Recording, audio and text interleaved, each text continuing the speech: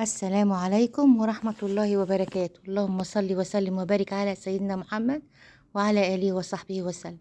يلا نجدد برضو في الأكل كده ونعمل ايه أكلات جميلة. معانا بقى حتة لحمة كده.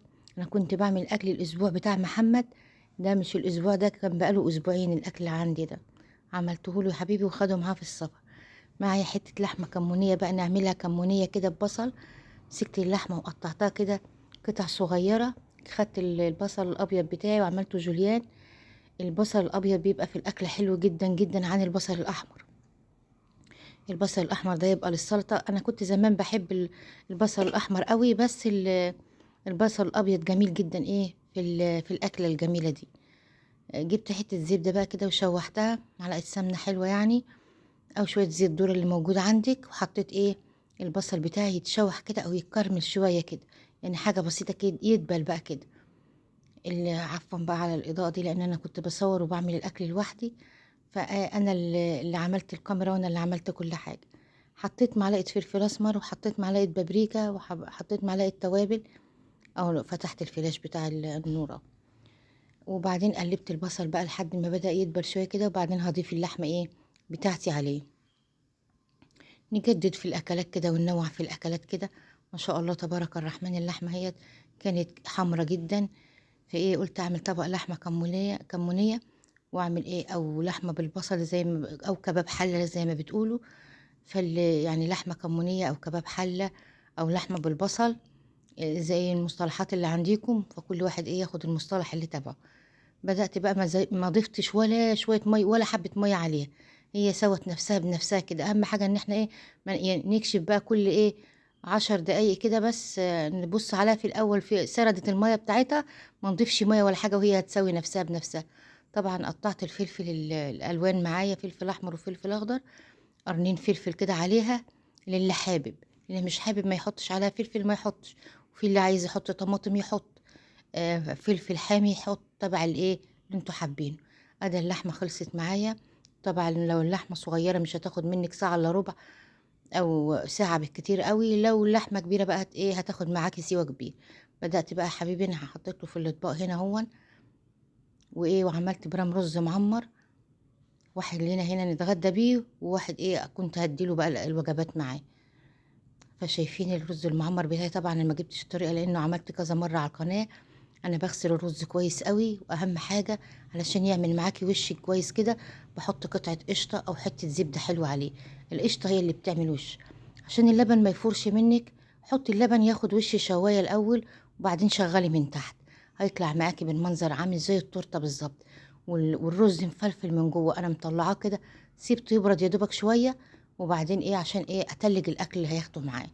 تلجت بقى الاكل في الفريزر، وايه بياخده معاه متلج بقى ويبدا يسخن يا حبيبي. بألف هنا وشفا.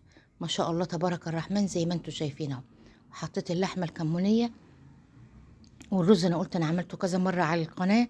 لو حابين انزلوا تحت ايه، اتفرجوا على الفيديوهات بتاعت الرز المعمر الجميل اللي انا بعمله ده.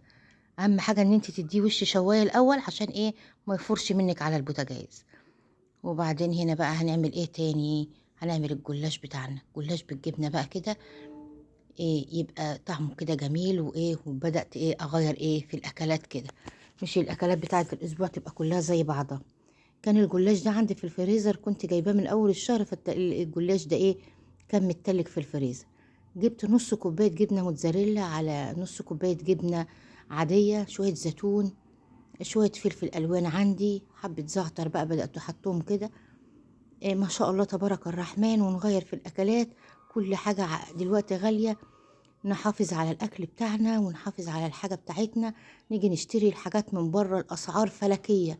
لو حب مثلا يغير الأكل اللي من الفريزر ولا حاجة، مثلا قعد أسبوعين يا حبيبي، على ما يجي ياكل يجيب سندوتش شاورما ولا يجيب سندوتش حاجة من بره، يبقى الأسعار نار.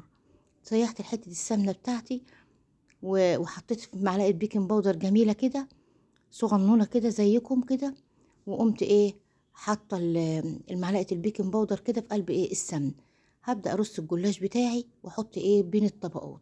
لو ما انتش عايزه تحط بين الطبقات، طبعا انا ما بكترش في الزبده قوي، لان ايه ملوكه بتبقى ايه واقفه لي عامله ايه جنبي كده، ماما ما تكتريش، ماما ما تحطيش، ماما. اقول لها يا بنتي كل حاجه لها معيار وكل حاجه بتاخد حقها، لا دي واقفه لي كده. فانا طبعا خايفه منها وواقفه.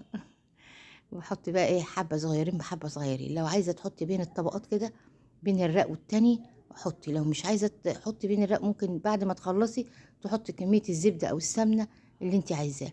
هنعمل بقى لحد ايه الورق اللي احنا محتاجينه. مثلا عندك 20 ورقه هتحطي النص تحت والنص فوق، وتبداي تحطي الزبده كده بين كل رق لو انت حابه. بعدين نحط بقى الايه الجبن اللي احنا حاطينها والزيتون والفلفل الالوان بتاعنا وتبع ايه اللي عندك. بدأت ارص اهو معاكم ما شاء الله تبارك الرحمن. بألف هنا وشفا ليكم، بألف هنا وشفا يا حبيبي. اللهم صل وسلم وبارك على سيدنا محمد وعلى آله وصحبه وسلم. هنا حطيت الجبن بقى في قلب النص، مثلا حطينا 10 ورقات تحت يبقى 10 ورقات فوق. عندك اكتر زودي، عندك 8 ورقات حطي 8 فوق و8 تحت. فايه المهم اللي فوق يبقى ايه يساوي تحت. بدأت بقى احط الجبن بتاعتي وافردها اهون، وارجع احط النص التاني فوقيه، ونبدأ نقطع الجلاش بتاعنا. دايما نستغفر ربنا كده، خلي الاستغفار دايما ذكر ايه، ألا بذكر الله تطمئن القلوب. دايما نفكر بعض كده بالاستغفار والصلاة على النبي. دايما ايه على طول الاستغفار معانا. سبحان الله وبحمده عدد خلقه ورضا نفسي وزينة عرش مداد كلمات. اللهم صل وسلم وبارك على سيدنا محمد وعلى آله وصحبه وسلم. اذكروا الله دائما وأبدا. بدأت أحط بقى النص التاني عليها فوق هو ما شاء الله تبارك الرحمن. هبدأ أحط النص التاني وأقفل الصينية. هبدأ أجهز كوباية لبن معايا، وإيه لو عايزة تحطي عليها بيضة حطي، لو مش عايزة تحطي بيض خلاص ما تحطيش. فهحط كوباية اللبن بتاعتي. هي أنا حطيت كوباية لبن ما كفتش، رجعت خدت إيه ربع كوباية كمان. خلصت هنا الصينية بقى هنا كده. هبدأ بقى إيه أحط شوية السمنة الباقيين على الوش. أنا شوف هبدأ أقطع بقى كده الصينية قدامكم. اللهم صل وسلم وبارك على سيدنا محمد في الأولين في الآخرين في الملأ الأعلى يوم الدين. ما شاء الله تبارك الرحمن. اللي بقى عايزة تقطعه بقى صغير تقطع، عايزة تقطعه كبير تحط بقى كده ما شاء الله. أدا اللبن بتاعي اهو، حطيت عليه شوية فلفل أسمر وإيه وإيه أبدأ إيه أزود الصينية بتاعتي بيه. هيحتاج كمان زيادة عن كوباية لبن، هحط له كمان شوية لحد ما تحسي إن الجلاش كله تغرق باللبن على درجة حرارة 180 وفي الفرن بقى إيه. وأبدأ أزوده. ما شاء الله تبارك الرحمن طالع زي العسل ما شاء الله. والله العظيم الكاميرا ظلماه، ده كان قريب أكتر من كده كمان. ما شاء الله شايفين الجلاش هو سخن بقى مولع ما شاء الله، جميل جميل جميل. بألف هنا وشفا للي ياكل. وما برد التوريقة بتاعته ظهرت أكتر وأكتر.